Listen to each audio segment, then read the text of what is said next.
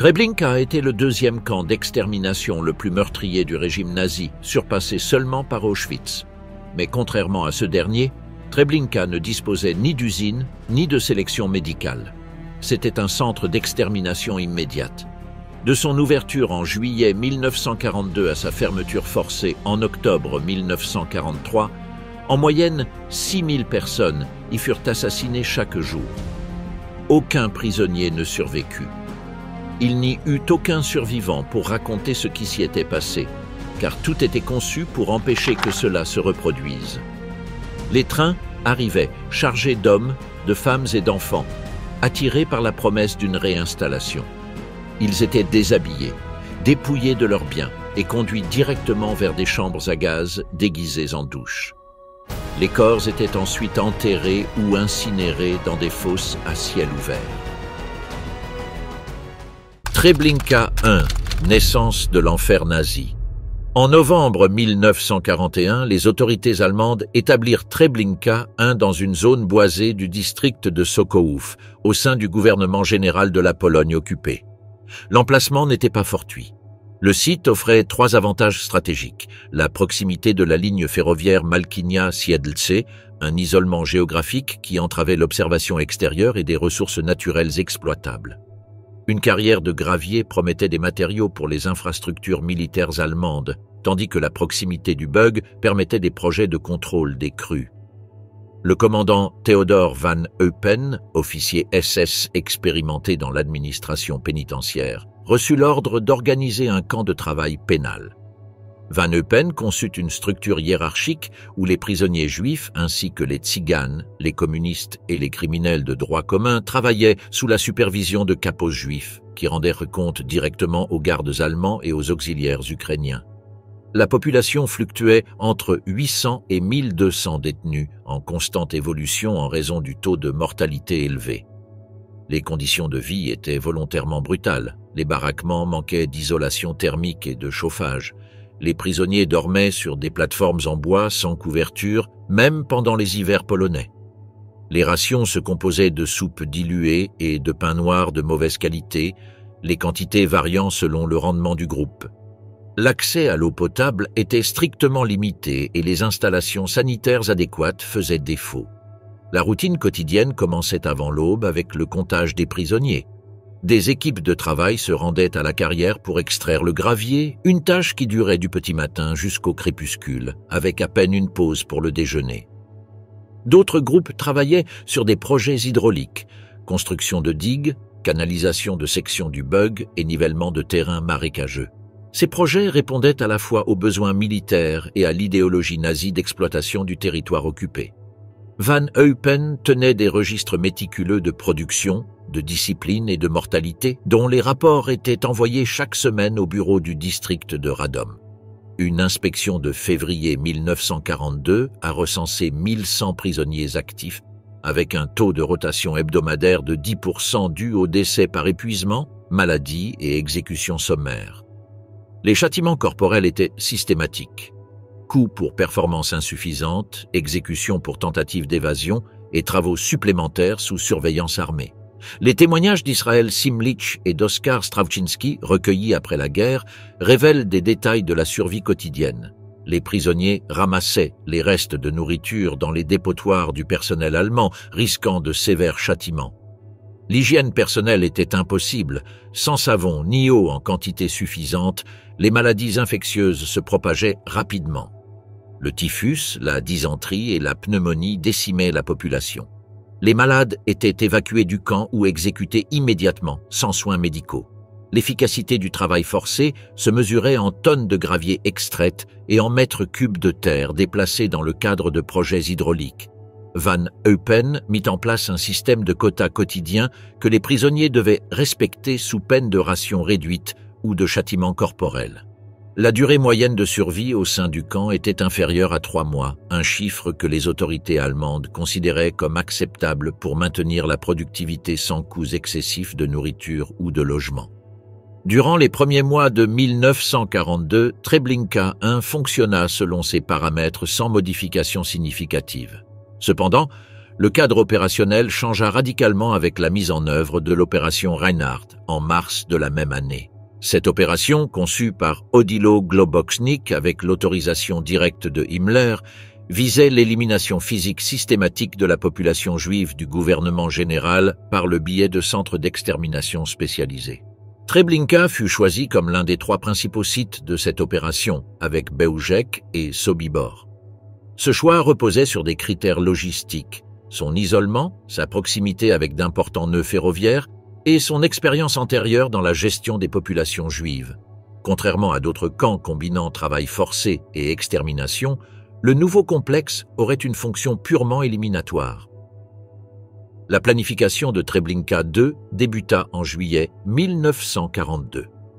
À 1,5 km du camp de travail existant, des ingénieurs SS forts de l'expérience de Beoujek entamèrent la construction d'une installation spécialement conçue pour l'extermination de masse. La conception visait une efficacité logistique absolue, un circuit fermé, de l'arrivée par train jusqu'à l'élimination finale des corps, sans zone d'hébergement ni locaux de travail permanents.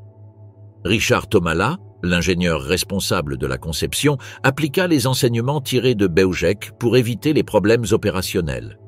Les chambres à gaz furent dimensionnées pour une plus grande capacité, les fosses communes furent creusées plus profondément et un système de tri des biens plus efficace fut mis en place. Christian Wirth, inspecteur général de l'opération Reinhardt, supervisa personnellement les détails techniques. La construction a fait appel à la main-d'œuvre de Treblinka I, dont les prisonniers étaient temporairement affectés à l'érection de clôtures, au nivellement des terrains et à la construction de structures. Ces ouvriers ignoraient la finalité des installations qu'ils construisaient. Nombre d'entre eux ont participé à la construction de leur future chambre d'exécution sans le savoir. Treblinka I continua à fonctionner parallèlement à la construction de Treblinka II, conservant ses fonctions de centre de travail forcé jusqu'en juillet 1944. Cependant, sa fonction fut progressivement subordonnée à celle du centre d'extermination. Certains prisonniers du camp furent incorporés comme auxiliaires au tri des biens et à l'entretien des installations de Treblinka II. La transformation fut achevée en août 1942, lorsque les premiers trains de déportés commencèrent à arriver directement à Treblinka II. Le contraste entre les 2 camps était saisissant. Tandis que Treblinka I maintenait la fiction du travail productif, Treblinka II fonctionnait comme une machine d'extermination dénuée de toute prétention au travail. Les déportés arrivaient, étaient exécutés et leurs corps étaient incinérés ou enterrés le jour même. Treblinka II, conception d'extermination totale. Treblinka II a été conçu comme un instrument d'extermination directe, sans fonction secondaire de travail forcé ou de détention prolongée. Sa conception architecturale suivait une logique industrielle, maximiser le nombre d'éliminations dans les délais les plus courts, avec un personnel opérationnel minimal et sans interruption du flux de victimes. Chaque élément spatial a été calculé pour faciliter la tromperie initiale, le contrôle pendant le processus et l'efficacité de l'élimination finale des corps. La construction s'est déroulée entre juillet et août 1942, sous la supervision de Richard Tomala et Christian Wirth.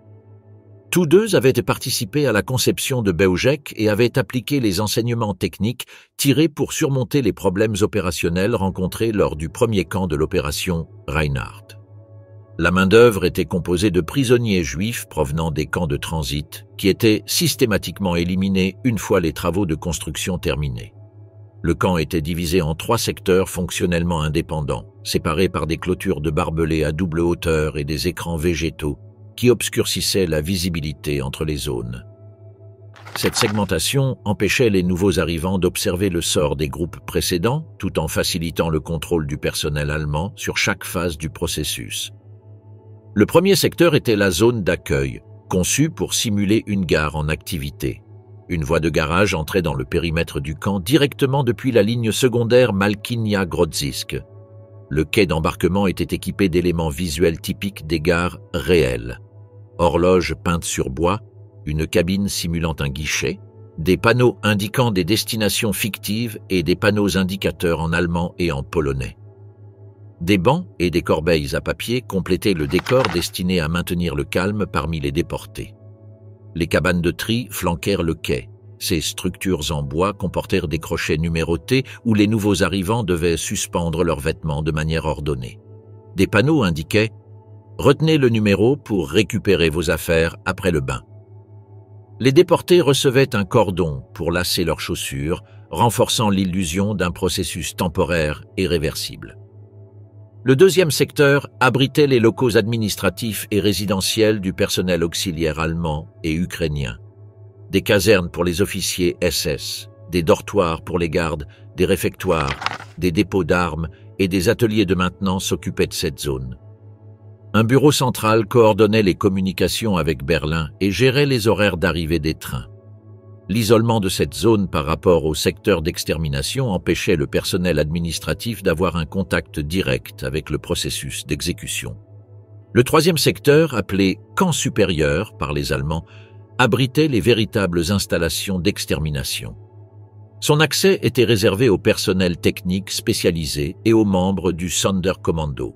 Des clôtures supplémentaires et des gardes armés permanents garantissaient qu'aucun déporté ne puisse se retirer une fois entré dans cette zone. La liaison entre la zone d'accueil et le secteur d'extermination se faisait par le tube, Schlauch, un étroit couloir d'environ 100 mètres de long et 3 mètres de large. Les murs étaient constitués de clôtures en fil de fer barbelées recouvertes de branches de pin entrelacées, ce qui empêchait la visibilité latérale et toute tentative de fuite. Le sol était nivelé avec de la terre battue et du gravier. La conception imposait un mouvement continu et linéaire, sans possibilité de retour en arrière ni de détour.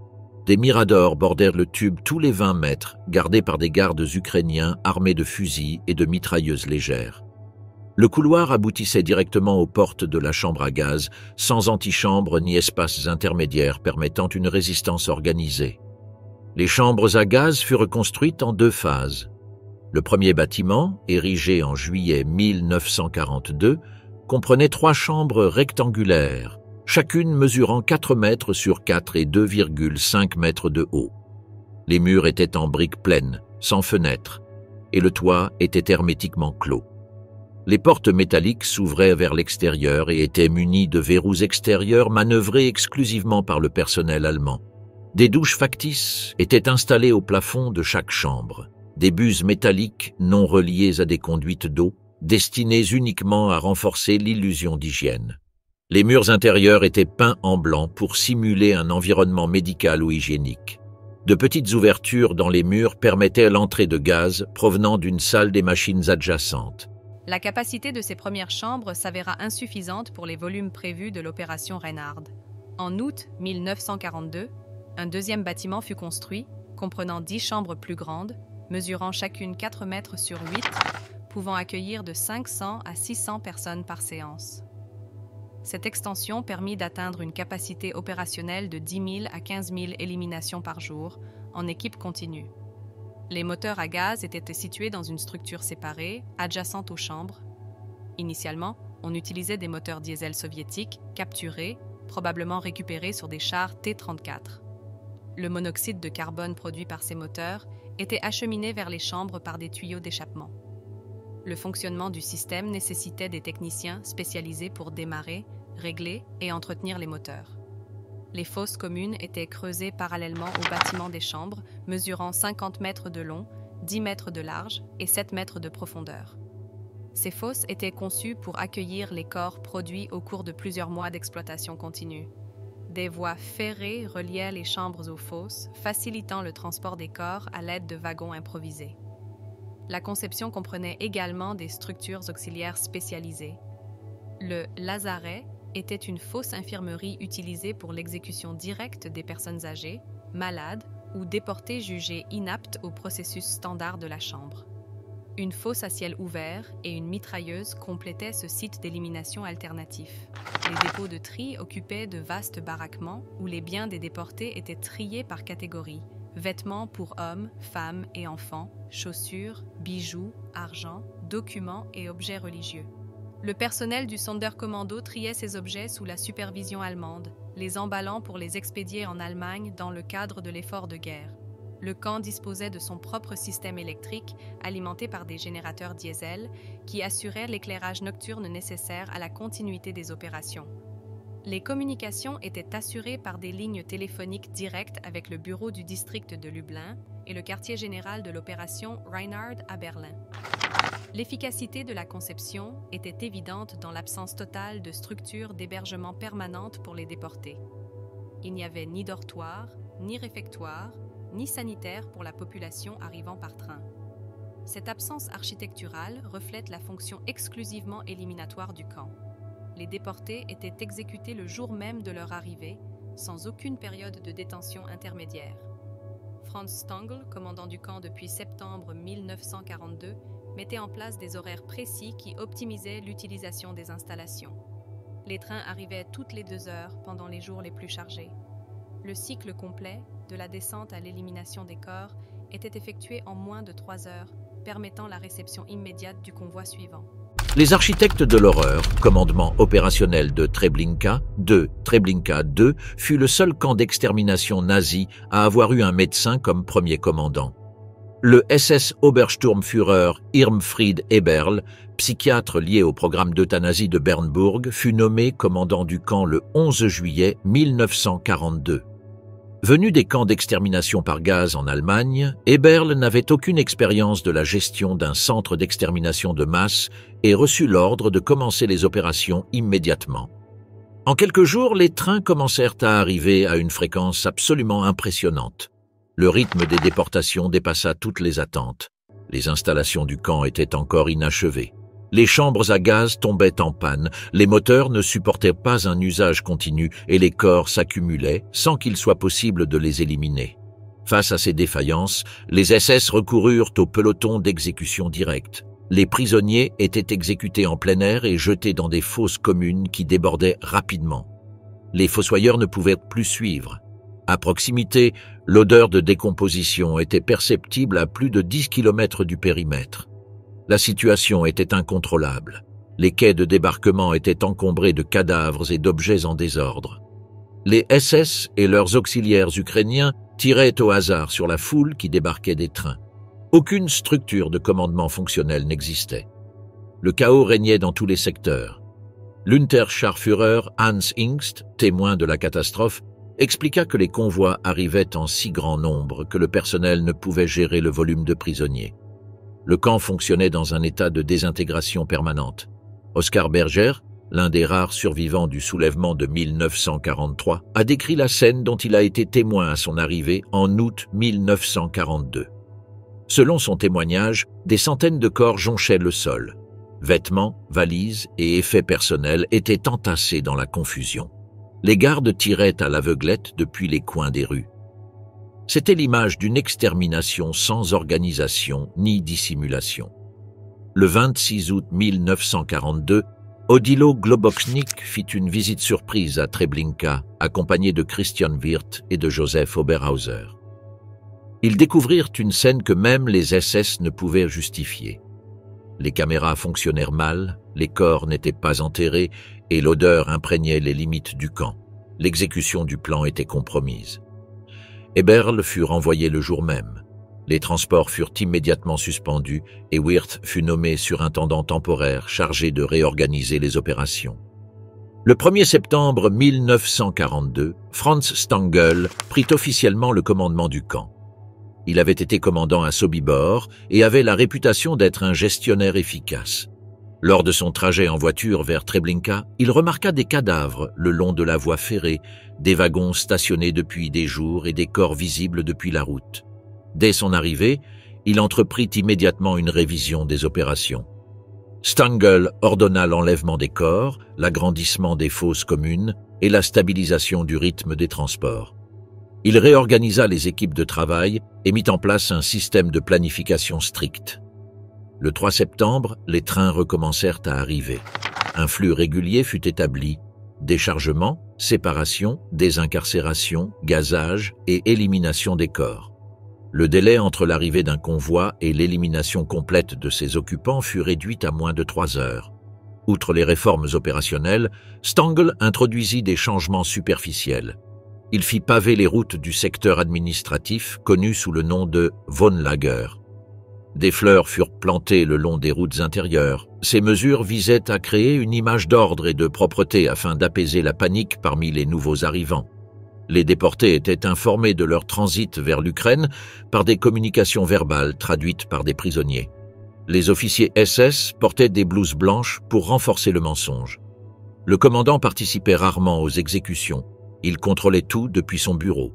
Il apparaissait parfois vêtu d'un uniforme blanc et brandissant un fouet. Les prisonniers le surnommaient « la mort blanche ». Il déléguait son autorité à ses subordonnés, qui administraient les châtiments, dirigeaient les casernes et contrôlaient les groupes du Sonderkommando. Sous son commandement, le camp atteignit sa capacité opérationnelle maximale. Tout au long de l'année 1943, les procédés furent perfectionnés. Les chambres à gaz furent agrandies. Le nombre de fosses augmenta. Des fosses d'incinération furent construites pour remplacer les fosses funéraires. L'opération Reinhardt battait son plein. En mai et juin de la même année, lors de la liquidation du ghetto de Varsovie, des chiffres records furent atteints, jusqu'à 20 000 meurtres par jour. Après la révolte du 2 août 1943, au cours de laquelle plusieurs prisonniers s'évadèrent, et alors que le programme était progressivement fermé, Stangl fut transféré à Trieste avec Globocznik. Kurt Franz, troisième et dernier commandant du camp, prit sa place. Il était déjà connu parmi les prisonniers pour sa brutalité. C'est sous son commandement que l'élimination des preuves fut achevée. Franz, surnommé l'Alka, la poupée, en raison de son visage inexpressif, dirigeait personnellement les exécutions pour des infractions mineures. Son chien, Barry, attaquait les prisonniers sur ses ordres directs. Le travail forcé se poursuivait, axé sur la destruction des preuves. Les fosses communes étaient vidées, les corps incinérés, les baraquements démantelés. L'opération 1005 était déjà en cours. Durant cette période, un élément symbolique de contrôle fut introduit, la chanson de Treblinka. Selon des témoignages, elle fut écrite par le prisonnier Walter Hirsch et mise en musique par Arthur Gold, un célèbre compositeur juif de Varsovie. La mélodie, joyeuse, était enseignée aux nouveaux membres du Sonderkommando dès le premier jour. Un orchestre de 10 musiciens forcés la jouait dans le réfectoire SS. Gold mourut pendant la révolte. Franz conservait un album photo personnel intitulé « Schöne Zeiten », « Bon moment ». Il comprenait des images soigneusement sélectionnées de membres de la SS, de fouilles de tombes mécanisées, d'usines de briques voisines et d'autres scènes. Il n'y incluait jamais de photos des chambres à gaz ni des exécutions. Cet album devint l'une des rares sources visuelles directes du personnel du camp. La fermeture opérationnelle de Treblinka II fut officiellement annoncée en novembre 1943. Cependant, les travaux de démantèlement durèrent plusieurs mois. Les prisonniers de Treblinka I furent contraints de terminer les travaux de nettoyage et de camouflage.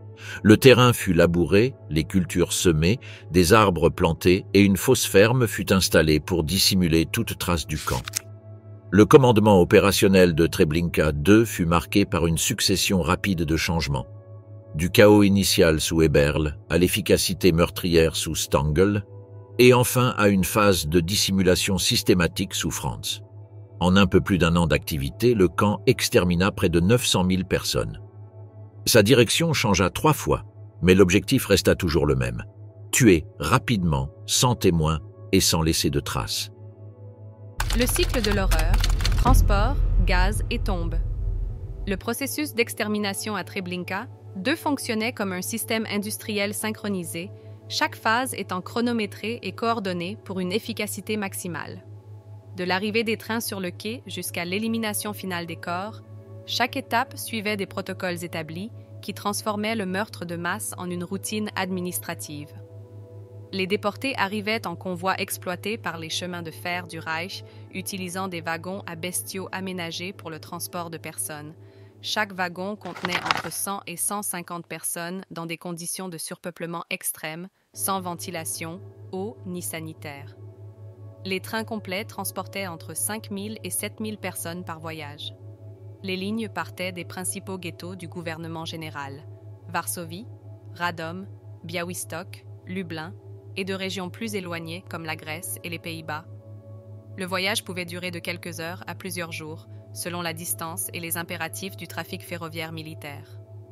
Durant le voyage, De nombreux déportés moururent d'asphyxie, de déshydratation ou d'épuisement. Les corps restèrent dans les wagons avec les survivants jusqu'à leur arrivée à destination. À la gare de Malkynia, les trains furent divisés en sections plus petites pour rejoindre la ligne secondaire menant directement à Treblinka 2. Cette division fut décidée car la voie du camp ne pouvait accueillir que 15 à 20 wagons à la fois. Le reste du convoi attendit à Malkynia que la première section ait terminé son déchargement et sa mise en service. Arrivés sur le quai de Treblinka 2, les SS et les auxiliaires ukrainiens ordonnèrent le débarquement immédiat à grands cris, sifflets et coups. Les déportés, désorientés par le voyage et affaiblis par les conditions de transport, furent rapidement organisés en files séparées, hommes d'un côté, femmes et enfants de l'autre. Cette séparation, présentée comme une mesure administrative temporaire, empêcha l'organisation de la résistance familiale.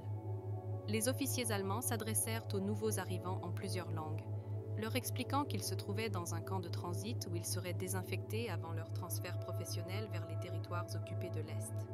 Ils reçurent pour instruction de déposer leurs affaires en ordre, de mémoriser le numéro de leur voiture pour pouvoir les récupérer ultérieurement et de se rendre avec discipline aux sanitaires. Les membres du Sonderkommando, prisonniers juifs sélectionnés pour des opérations auxiliaires, aidaient à traduire les ordres et à récupérer les bagages. Ces hommes, qui connaissaient le véritable sort des déportés, travaillaient sous la menace d'une mort immédiate s'ils révélaient des informations ou refusaient d'accomplir leurs devoirs. Le dépouillement avait lieu dans la caserne décrite ci-dessus. Les déportés devaient se dévêtir entièrement et suspendre leurs vêtements à des crochets de. Le personnel du Sonderkommando récupérait immédiatement les effets personnels et les classait par catégorie pour un transport ultérieur en Allemagne. Bijoux, argent, documents et objets de valeur étaient placés dans des conteneurs spéciaux. Après le déshabillage, les déportés étaient dirigés vers le couloir suspensionné, encadrés par des gardes armés et des membres du Sonderkommando qui assuraient un flux constant, suivant des instructions apparemment routinières. Le passage par cette structure éliminait toute possibilité de retraite ou de résistance organisée. Le fonctionnement quotidien de l'établissement suivait le protocole strict établi par Stangl. Le premier train arrivait tôt le matin et, après déchargement, les wagons vides étaient renvoyés. Pendant qu'un groupe était traité dans les premières salles, le groupe suivant était préparé dans les baraquements de déshabillage. Cette coordination a permis une continuité des opérations sans interruption significative. Le processus technique exigeait une précision logistique. Les déportés étaient entassés dans l'espace disponible jusqu'à atteindre la capacité maximale, environ une personne par 0,25 m². Une fois les portes métalliques fermées de l'extérieur, des techniciens allemands ou ukrainiens fonctionnèrent les moteurs. Le temps d'exposition variait entre 20 et 30 minutes selon le nombre de personnes et les conditions météorologiques. Une fois le décès de tous les occupants confirmé, les portes furent ouvertes et des membres du Sonderkommando entrèrent pour extraire les corps. Cette opération fut réalisée à l'aide de crochets et de cordes, les corps étant souvent entrelacés en raison de la compression dans l'espace confiné. Les corps présentaient des signes d'asphyxie, d'hémorragie interne et, dans de nombreux cas, des blessures par écrasement. Les corps étaient soumis à un examen systématique. Leurs têtes étaient coupées pour recueillir des cheveux humains, utilisés dans l'industrie textile allemande. Les dents en or, les prothèses dentaires et autres implants métalliques étaient retirés. Les cavités corporelles étaient fouillées à la recherche de bijoux ou d'objets de valeur cachés. Ces objets étaient triés et emballés avant d'être expédiés au quartier général de la SS. Les corps ont d'abord été enterrés dans des fosses communes préalablement creusées aux dimensions requises. Cependant, le volume des corps et les conditions climatiques ont posé des problèmes techniques. Les gaz de décomposition ont généré une pression souterraine qui a partiellement forcé les corps à remonter à la surface. En janvier 1943, sur ordre direct d'Heinrich Himmler, un système de crémation de masse fut mis en place pour éliminer les preuves matérielles des meurtres. Des grilles de fortune furent construites à l'aide de rails de chemin de fer soutenus par des blocs de ciment. Les corps furent incinérés en piles pouvant atteindre 2000 cadavres, les flammes étant alimentées par du bois et la graisse corporelle générée pendant le processus. Le Sonderkommando était organisé en équipes spécialisées aux fonctions spécifiques. Un groupe était chargé du déchargement des trains et de la prise en charge initiale des déportés. Une autre équipe gérait le tri des effets personnels dans les baraquements. Un troisième groupe opérait directement dans les chambres, guidant les victimes, extrayant les corps et procédant au nettoyage. Une quatrième équipe s'occupait de la crémation et de l'élimination des cendres. Ces prisonniers travaillaient dans des conditions extrêmes de pression psychologique. Ils connaissaient leur destination finale et savaient qu'ils seraient éliminés périodiquement pour éviter de devenir témoins à long terme. Ils bénéficiaient de rations alimentaires légèrement améliorées et d'un accès à l'alcool comme moyen de contrôle. Ces équipes effectuaient des rotations toutes les quelques semaines, procédant à des exécutions sommaires et à leur remplacement par de nouveaux déportés. Les estimations les plus largement acceptées indiquent qu'entre 870 000 et 925 000 personnes ont été assassinées entre juillet 1942 et août 1943.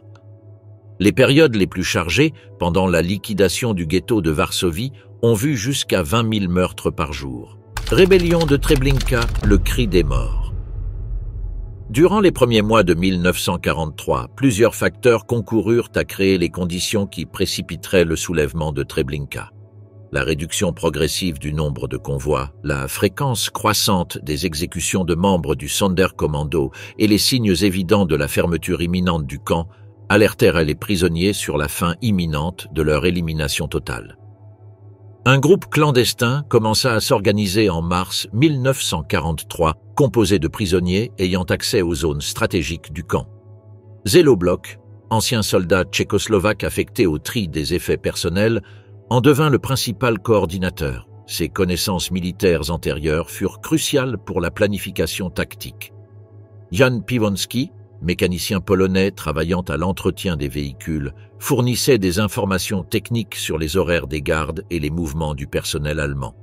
Eugen Turovski, un serrurier ukrainien affecté aux ateliers, jouait un rôle essentiel dans l'approvisionnement en matériaux.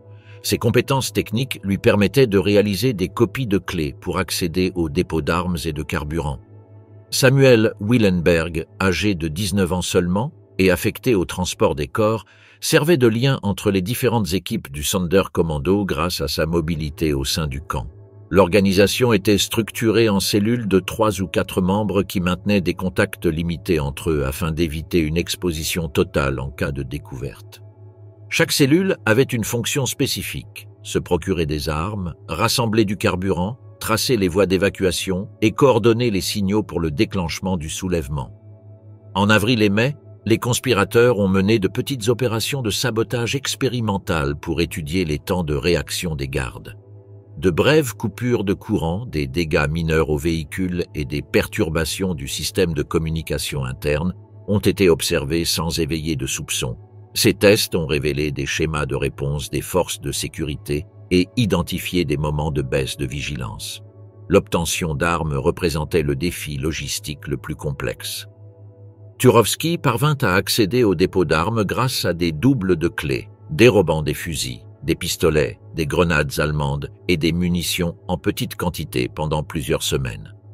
Les armes étaient dissimulées à différents endroits du camp, enterrées près des fosses de crémation dissimulées parmi les outils de travail et distribuées à des membres de confiance. Les prisonniers fabriquaient également des armes improvisées à partir d'outils disponibles dans les ateliers. Couteaux, barres de métal, marteaux et haches étaient modifiés pour un usage offensif. Des cocktails incendiaires étaient préparés à partir de bouteilles récupérées dans les affaires personnelles des victimes, remplies d'essence détournée des véhicules du camp. La date de l'enquête fut déterminée par des facteurs opérationnels et météorologiques. Le 2 août 1943 fut choisi car les lundis étaient généralement moins chargés en transport, ce qui réduisait la présence des gardes sur le quai de réception. De plus, la sécheresse du mois de juillet avait favorisé la propagation des incendies dans les structures en bois du camp. L'heure était fixée à 16 heures, heure à laquelle les gardes ukrainiens changeaient de poste et où plusieurs officiers SS regagnaient leur caserne pour leur repos de l'après-midi. Cette période de surveillance réduite offrait la meilleure occasion de lancer l'attaque avec un avantage tactique. Le plan prévoyait une séquence d'actions coordonnées. Le signal initial serait un coup de fusil, immédiatement suivi d'un tir de grenade sur le bureau principal et le dépôt de carburant. Les incendies qui s'ensuivraient serviraient de diversion et détruiraient des documents et des installations clés. Simultanément, des équipes armées attaqueraient les miradors et les postes de garde. Au cours des semaines précédentes, les conspirateurs avaient identifié des points faibles le long du périmètre du camp, notamment dans les sections de grillage proches des zones de stockage des vêtements et des chaussures. Ces zones avaient été choisies comme voies d'évacuation en raison de leur faible surveillance et de leur proximité avec la forêt environnante. Le soulèvement a débuté comme prévu, mais non sans complications. Vers 15h30, un garde ukrainien a découvert un prisonnier en possession de pièces d'or dans la zone de tri, déclenchant une alerte partielle. Malgré ce contretemps, les dirigeants du groupe ont décidé de poursuivre le plan initial. À 15h45, le premier coup de feu retentit dans le camp. Stanislav Levin, membre du groupe de résistance, lança une grenade dans le réfectoire allemand, déclenchant le premier incendie. D'autres conspirateurs attaquèrent immédiatement le dépôt de carburant avec des cocktails incendiaires. Les flammes se propagèrent rapidement au baraquement de stockage, créant un écran de fumée qui recouvrit une partie du camp. Les affrontements armés ont eu lieu simultanément à plusieurs endroits.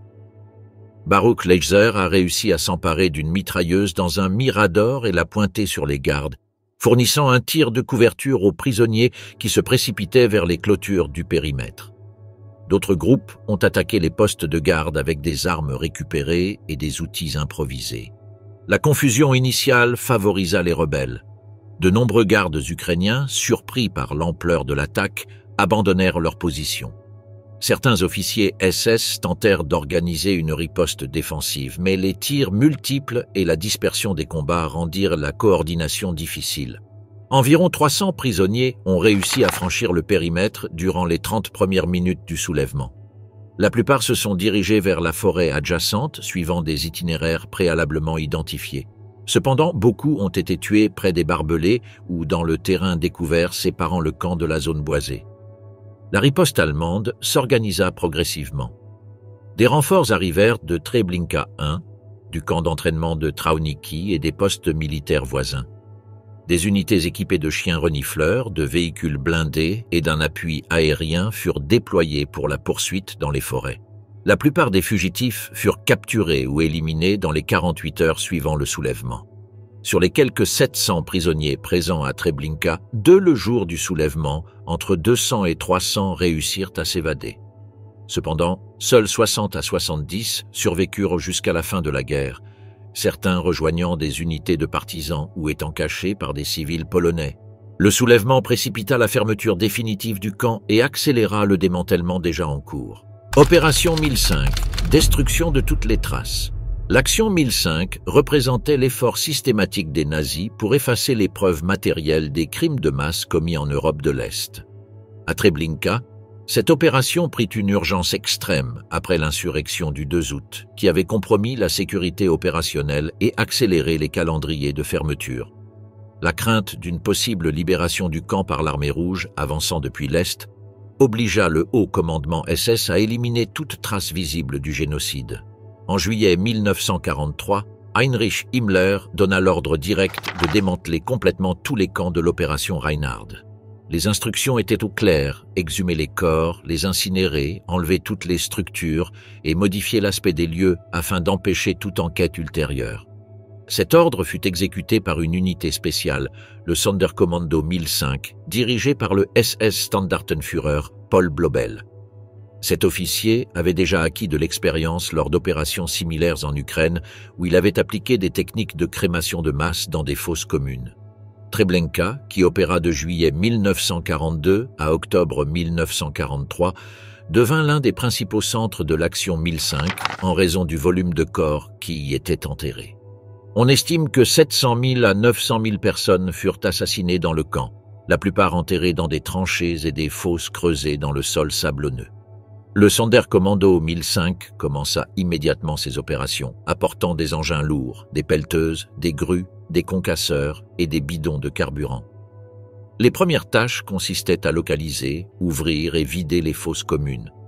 Ces fosses étaient disposées en rangées parallèles, souvent jusqu'à 7 mètres de profondeur, et contenaient des corps à divers stades de décomposition. La puanteur était insupportable. Même avec des masques improvisés et des combinaisons de protection rudimentaires, les agents du Sonderkommando, pour la plupart des prisonniers juifs transférés d'autres camps ou camps de transit, souffraient constamment de nausées, d'infections et de malaise. Les corps étaient soulevés par grues et placés dans des monticules pour être incinérés ultérieurement. Les restes les plus anciens étaient momifiés ou transformés en une masse visqueuse. Les plus jeunes conservaient encore des tissus. La graisse corporelle des corps servait de combustible supplémentaire, selon des rapports recueillis ultérieurement au tribunal. Des grilles de fortune étaient construits à l'aide de rails de chemin de fer soutenus par des blocs de béton. Sur ces plateformes, les corps étaient disposés en couches alternées de bois et d'autres combustibles. Les flammes brûlaient pendant des jours sans interruption. Les restes calcinés étaient traités dans un second temps. Les soldats allemands et les Trauniki forçaient les prisonniers à broyer les os avec des marteaux métalliques ou des rouleaux adaptés. L'objectif était d'obtenir une poudre fine, sans trace identifiable. Cette poudre était dispersée dans les zones boisées adjacentes, mélangée à la terre labourée ou jetée dans le bug, tout proche. Chaque opération était enregistrée et des rapports internes étaient conservés afin de démontrer le respect des ordres visant à éliminer complètement les preuves. Pendant que la crémation progressait, d'autres équipes travaillaient à la démolition systématique du camp. Baraquements, chambres à gaz, clôtures de barbelés, quais ferroviaires et miradors furent détruits. Certains furent dynamités, d'autres démontés pièce par pièce pour être réutilisés. Les briques des chambres à gaz furent réutilisées pour construire un pavillon destiné à camoufler le centre du camp. Les voies ferrées internes furent démontées et les rails envoyés aux ateliers ferroviaires de Lublin. Toute trace des infrastructures d'extermination fut soigneusement effacée. La phase finale de l'action 1005 à Treblinka a consisté à transformer visuellement le paysage. Des cultures d'herbes, de seigles, d'orges et de lupins ont été plantées pour couvrir les zones touchées. Des jeunes arbres, sapins, pins et peupliers ont été plantés selon des motifs naturels afin de dissimuler l'aspect artificiel du paysage. Des techniciens agricoles ont participé à la plantation de rangées irrégulières et des animaux ont été amenés pour simuler l'activité agricole. Pour dissimuler cette intrigue, une ferme fut aménagée comprenant un logement, un enclos et un champ. Cette ferme fut attribuée à un collaborateur ukrainien nommé Strebel, nommé Colon, et responsable des activités agricoles fictives. Il élevait des porcs, de la volaille et cultivait des légumes sous la supervision indirecte des SS. Sa mission consistait à donner au site l'apparence d'une ferme abandonnée ou partiellement exploitée, empêchant toute investigation aérienne ou terrestre. Des documents allemands indiquent même que la ferme disposait d'une boîte aux lettres fonctionnelles. La dissimulation fut si efficace que, lorsque les forces soviétiques atteignirent la zone en 1944, elles découvrirent un champ couvert de cultures, sans aucune structure visible. Cependant, l'analyse ultérieure de photographies aériennes et les témoignages des quelques survivants leur permirent de reconstituer partiellement l'agencement original du camp. Des restes osseux et des effets personnels furent retrouvés des années plus tard, notamment lors de fouilles non officielles ou d'enquêtes médico-légales. Fin juillet 1944, les forces soviétiques commencèrent à s'approcher rapidement par l'Est. En riposte, les Allemands en retraite détruisirent les villages proches de Treblinka afin d'éliminer toute trace d'activité liée au camp. Dans le cadre de cette opération de dissimulation, 761 bâtiments à Poniatowo, Prostigne et Grondi furent incendiés. De nombreuses familles périrent lors de ces attaques. Des champs de céréales qui avaient servi à ravitailler les SS furent également incendiés. Le 19 août 1944, dans une dernière tentative pour stopper l'avancée soviétique et détruire les derniers vestiges symboliques de la présence locale, les forces allemandes dynamitèrent l'église de Prostigne et son clocher, qui servait de point d'observation défensif. Lorsque les Soviétiques entrèrent enfin à Treblinka le 16 août 1944, la zone d'extermination avait été entièrement nivelée, labourée et recouverte de lupins, lui donnant une apparence faussement rurale. Le correspondant de guerre soviétique Vassili Grossman, l'un des premiers à pénétrer dans la zone, décrivit les vestiges visibles. De petits fragments d'ossements humains éparpillés sur le sol, des dents, des morceaux de tissu, des papiers, des assiettes cassées, des bocaux, des blaireaux, des peaux rouillées, des tasses et des mèches de cheveux. Ces vestiges matériels, invisibles depuis les airs mais indélébiles sur le sol, offraient des témoignages muets et troublants de ce qui s'était passé là. Comparé à d'autres camps d'extermination, le camouflage de Treblinka était le plus complet. Contrairement à Bełżec, où subsistaient quelques vestiges, ou à Sobibor, où les démolitions furent plus hâtives, Treblinka fit l'objet d'une opération méticuleuse. Même le réseau routier interne fut détruit et remplacé par des sentiers ruraux. Les arbres matures furent abattus et remplacés par de jeunes arbres, afin d'effacer toute trace de perturbation du sol. Le Sonderkommando 1005 resta actif jusqu'en octobre 1943. Une fois les crémations et la purification terminées, les prisonniers ayant participé à l'action furent exécutés afin de garantir le secret. On estime qu'entre 300 et 700 travailleurs forcés furent assassinés après avoir accompli leur tâche. L'élimination des témoins était un élément essentiel du plan. Les documents allemands mentionnent seulement que l'opération s'est déroulée comme prévu. Cette tentative de dissimulation du crime de masse n'a pas été entièrement couronnée de succès. L'existence du camp, les témoignages d'évadés comme Samuel Willenberg et Richard Glazar, ainsi que les découvertes ultérieures, ont permis de documenter les événements. Cependant, la tentative d'effacer toute preuve matérielle était l'une des plus sophistiquées de la machine nazie. Treblinka disparut de la carte en tant que structure physique, mais les traces humaines subsistèrent. Lors des procès de Düsseldorf et des enquêtes ultérieures, les opérations de l'action 1005 menées dans ce camp furent décrites comme la destruction systématique des preuves d'un meurtre industrialisé. Les méthodes développées ici furent ensuite appliquées à d'autres contextes. À Treblinka, la mort était suivie d'une tentative d'effacement complet de ses traces, une phase finale de déshumanisation planifiée avec une précision bureaucratique. Preuves enfouies, des vestiges qui ne restent pas silencieux. Les efforts nazis pour éliminer les preuves se sont avérés partiellement efficaces, mais incomplets d'un point de vue médico-légal. Des preuves matérielles ont progressivement refait surface grâce à des découvertes fortuites, des recherches universitaires et des avancées technologiques qui ont permis une analyse non invasive du site. Malgré le labourage, le reboisement artificiel et l'installation d'une ferme factice sur le site, les traces physiques du génocide ont persisté sous la surface et, dans certains cas, sont apparues au fil du temps. Dans les années 1940 et 1950, les habitants de la région explorèrent la région à la recherche d'objets de valeur et firent des découvertes importantes. Montres, bagues, pièces de monnaie, lunettes et documents partiellement préservés. Nombre de ces objets furent retrouvés dans des zones où les opérations du Sonderkommando 1005 avaient été bâclées ou incomplètes. Des processus naturels contribuèrent également à l'érosion, révélant des fragments d'os, des dents et des effets personnels enfouis à faible profondeur lors des opérations de dissimulation. Certains agriculteurs récupérèrent des restes pour leur usage personnel ou leur revente, tandis que d'autres les remit aux autorités. Les commissions d'enquête polonaises, actives entre 1945 et 1950, ont procédé à la première documentation systématique du site. Ces commissions comprenaient des médecins légistes, des ingénieurs et des techniciens militaires qui ont inspecté le terrain, collecté des restes et photographié le site.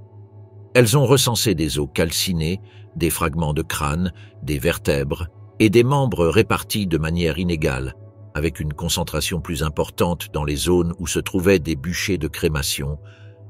Nombre de ces restes ont été conservés dans les laboratoires médico-légaux de l'Institut de médecine légale de Varsovie. Certains spécimens anatomiques, tels que des mâchoires avec des prothèses dentaires complètes, ont permis de valider les témoignages concernant le nombre de corps et les méthodes de crémation. En 1959, Samuel Willenberg retourna sur le site, accompagné de chercheurs et de journalistes. Il repéra visuellement les points clés de l'ancien camp, notamment la route d'accès, la rampe de déchargement et la zone d'extermination. Ces observations permirent de localiser plus précisément les principales structures. Il collecta également personnellement des fragments d'objets métalliques et d'ossements qui furent ensuite comparés aux archives judiciaires. Ces dessins et descriptions fournirent les premières reconstructions topographiques détaillées, devenant une référence fondamentale pour les recherches ultérieures et la base des modèles tridimensionnels actuels. Dans les années 1990, les progrès des technologies de télédétection ont permis des études sophistiquées sans fouille directe.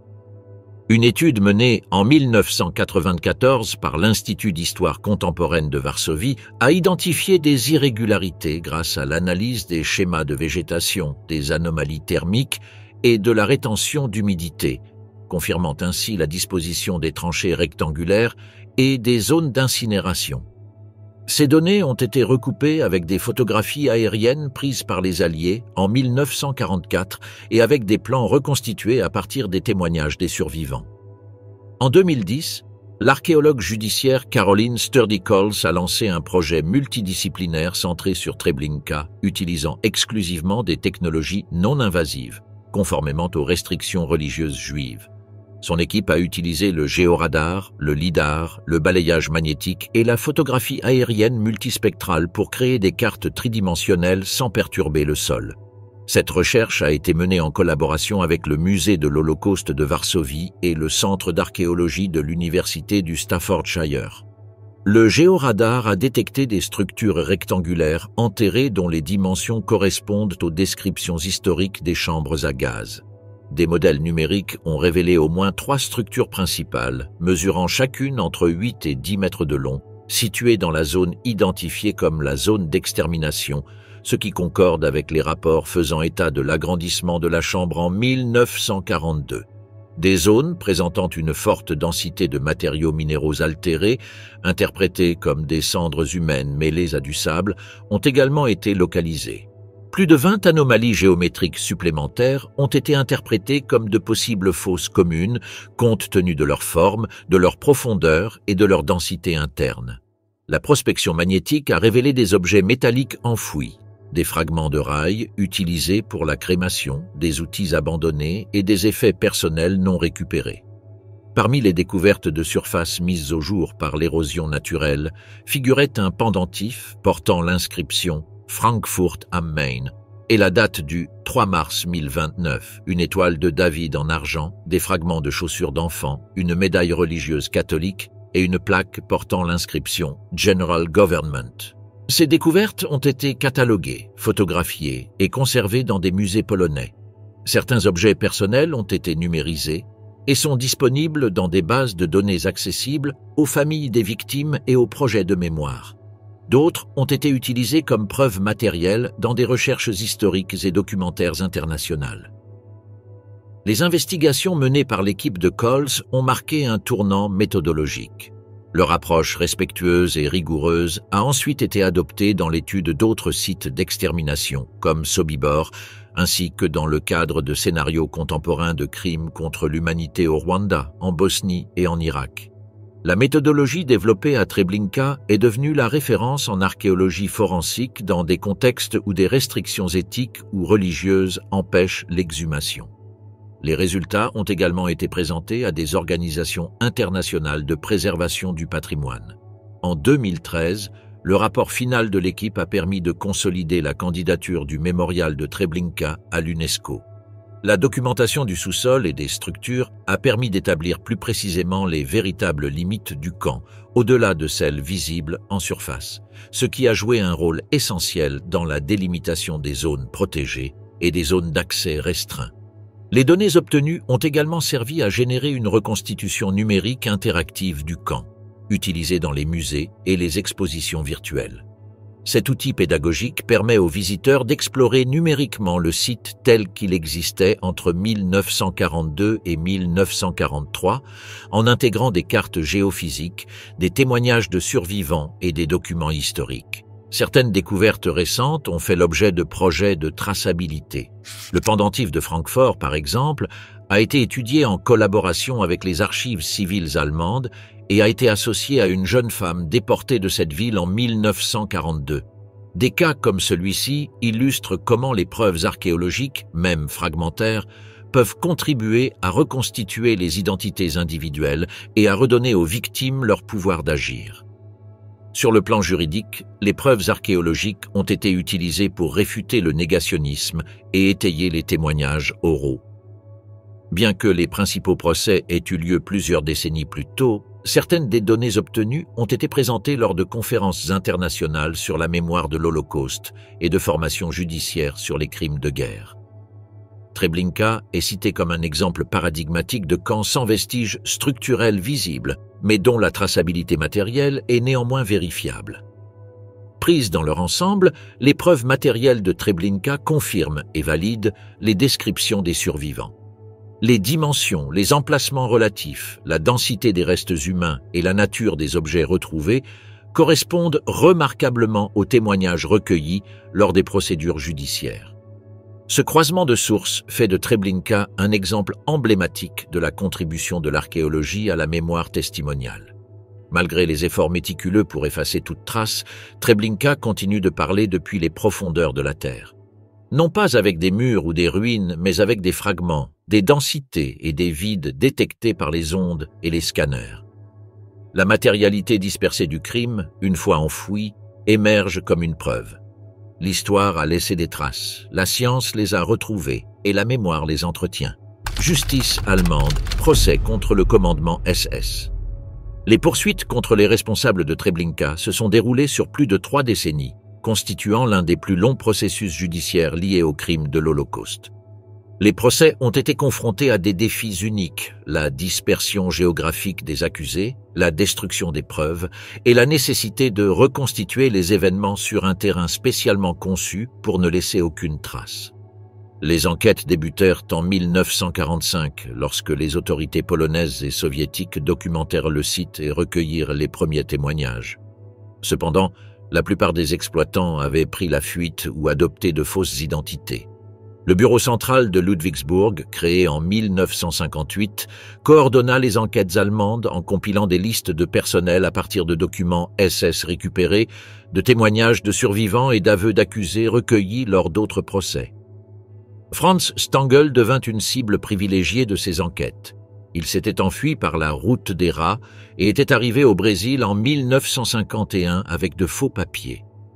Pendant 16 ans, il vécut au grand jour à Sao Paulo, travaillant chez Volkswagen sous son vrai nom.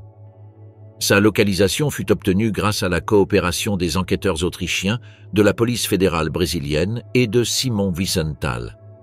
L'arrestation de Stangl, le 28 février 1967, s'est déroulée sans résistance sur son lieu de travail.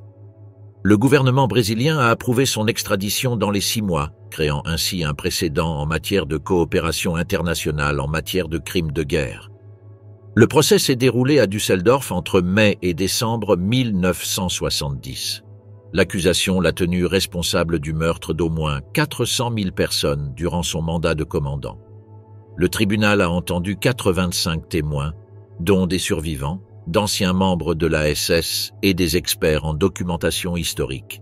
Les témoignages de Willenberg, Glazar et d'autres survivants ont fourni des descriptions détaillées du quotidien du camp, de la participation directe de Stangl aux opérations et de sa parfaite connaissance de l'opération d'extermination.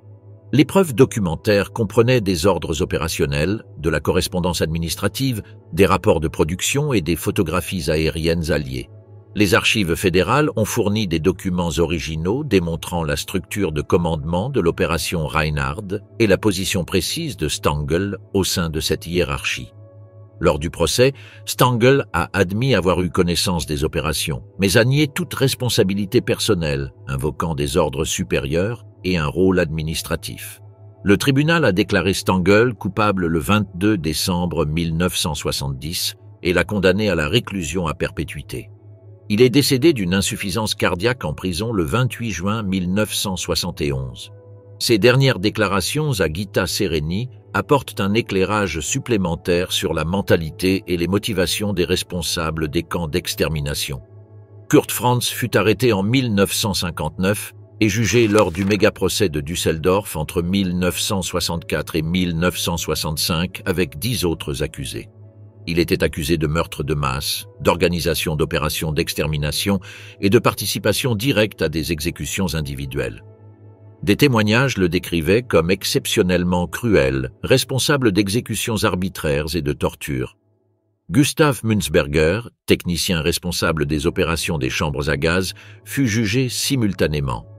Il était notamment accusé de participation directe à l'extermination et de connaissances techniques spécialisées, ayant facilité des opérations meurtrières.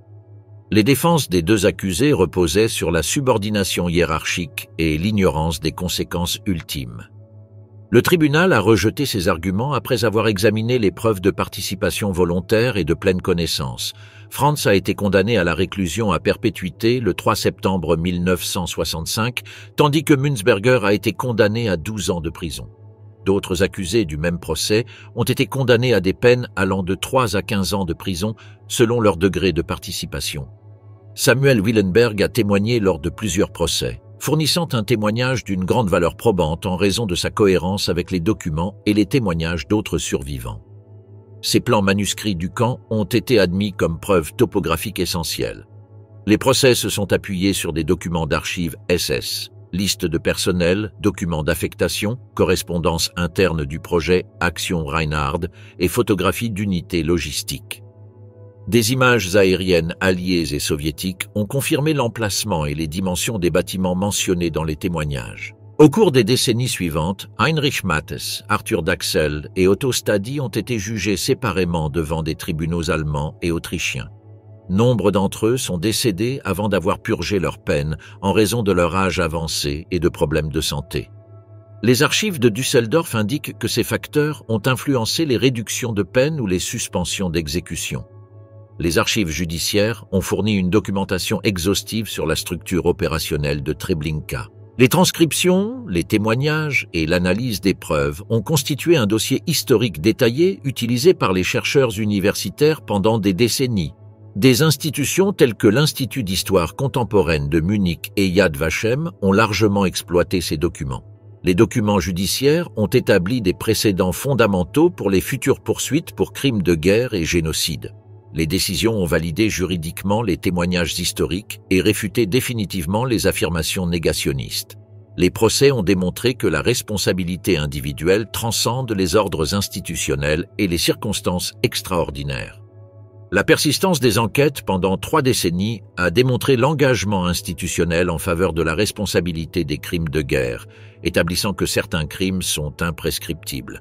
Les précédents de Treblinka ont influencé le développement du droit pénal international moderne et la création de tribunaux spécialisés pour les crimes contre l'humanité, consolidant des principes qui continuent d'être appliqués dans les procédures judiciaires contemporaines.